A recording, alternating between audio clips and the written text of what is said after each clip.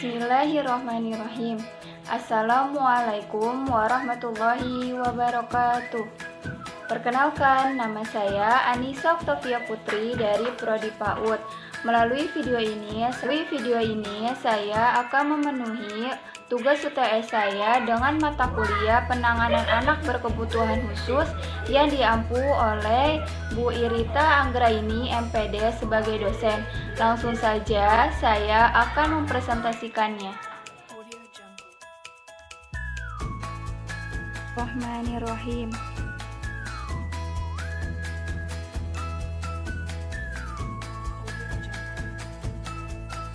Bimbingan konseling.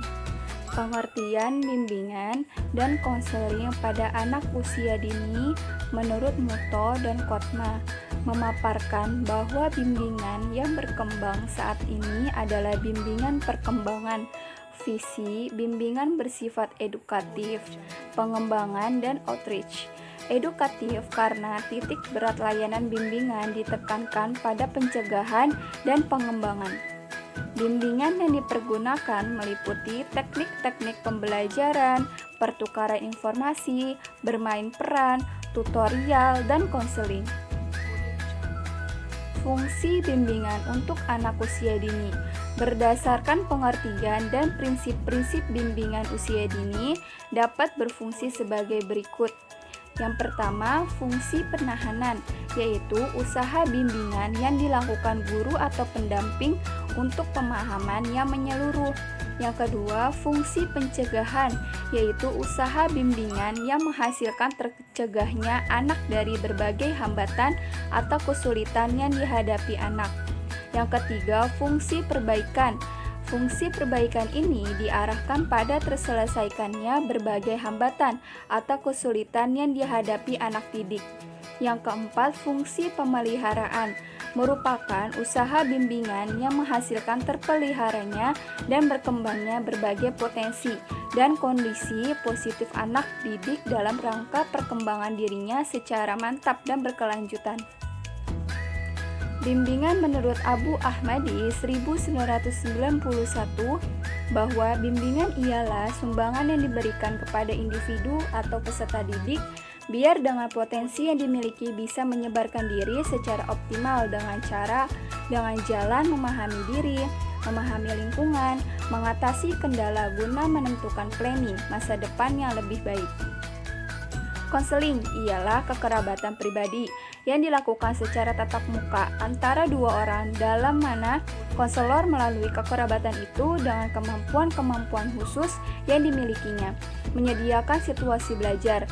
Bimbingan dan konseling yaitu suatu sumbangan yang diberikan oleh konselor kepada konseli biar konseli bisa menuntaskan problem yang dihadapinya dan juga bisa menyebarkan potensi yang dimilikinya. Jenis-jenis layanan bimbingan dan konseling di PAUD. Yang pertama, ada layanan orientasi. Layanan orientasi bertujuan untuk membekali peserta didik untuk memasuki suasana atau lingkungan baru. Yang kedua, layanan informasi. Layanan informasi bertujuan untuk membekali peserta didik dengan berbagai pengetahuan dan pemahaman tentang berbagai hal yang berguna untuk mengenal diri, merencanakan dan mengembangkan pola kehidupan sebagai pelajar, anggota keluarga, dan masyarakat. Yang ketiga, layanan penempatan dan penyaluran. Layanan ini bertujuan membantu peserta didik untuk memperoleh penempatan dan penyaluran secara tepat sesuai dengan potensi, bakat, dan minat serta kondisi pribadinya. Yang keempat, layanan pembelajaran. Layanan bimbingan ini memungkinkan peserta didik memahami, kemudian mengembangkan sikap dan kebiasaan belajar yang baik, keterampilan dan materi belajar yang baik sesuai dengan kecepatan dan kesulitan belajarnya, serta menentukan kemampuan emosional dan kehidupan yang Yang kelima, layanan bimbingan individual. Layanan bimbingan ini memberikan peserta didik kemudian layanan langsung secara tatap muka dengan guru, pembimbing atau guru kelas langsung berperan sebagai pembimbing dalam rangka pengentasan permasalahan yang dialami anak. Yang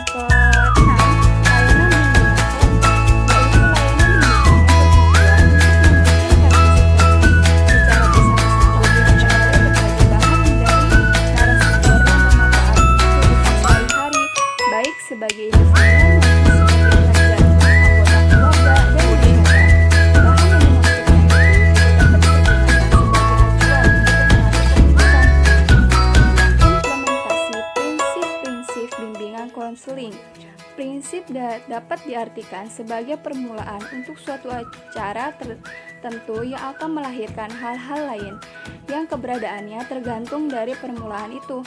Bimbingan konseling membutuhkan suatu prinsip atau aturan main dalam menjalankan program pelayanan bimbingan. Pengertian karakteristik anak usia dini. Jika ditinjau dari istilahnya, maka anak usia dini mengacu pada usia seorang anak yang berada pada rentang 0 hingga 6 tahun.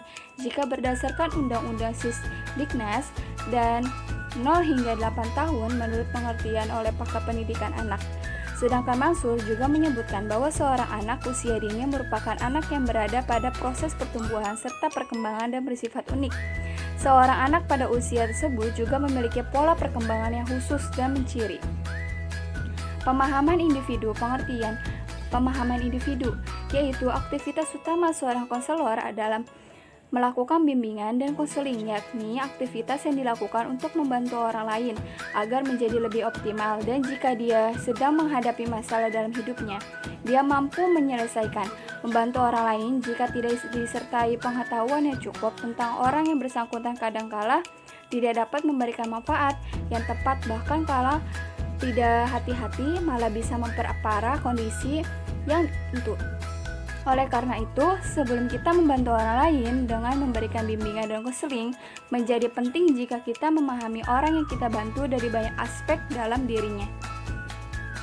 Itu saja. Sekian, terima kasih. Wassalamualaikum warahmatullahi wabarakatuh. Itu saja yang bisa saya jelaskan dengan mata kuliah penanganan anak berkebutuhan khusus. Kurang lebihnya mohon maaf. Wassalamualaikum warahmatullahi wabarakatuh.